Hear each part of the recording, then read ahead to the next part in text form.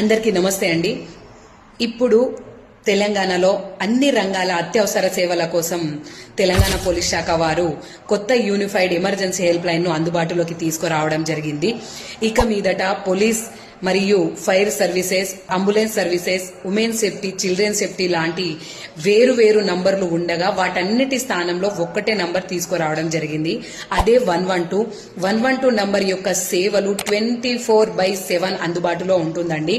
ఏదైనా ప్రమాదం జరిగినప్పుడు 112 నెంబర్ కి ఫోన్ ద్వారా కానీ ఆన్లైన్ ద్వారా కానీ డయల్ చేసినట్లయితే తెలంగాణ ఇంటిగ్రేటెడ్ కమాండ్ కంట్రోల్ వద్దనున్న ఎమర్జెన్సీ రెస్పాన్స్ సపోర్ట్ కి వెళ్తుందండి.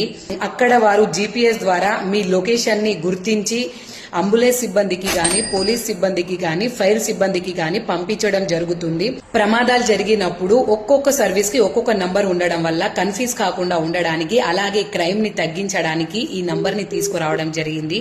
ఈ 112 నంబర్ అందరికీ తెలియాలంటే ఈ వీడియో అందరికీ షేర్ చేయండి. సదా మీ సేవలో తెలంగాణ పోలీస్.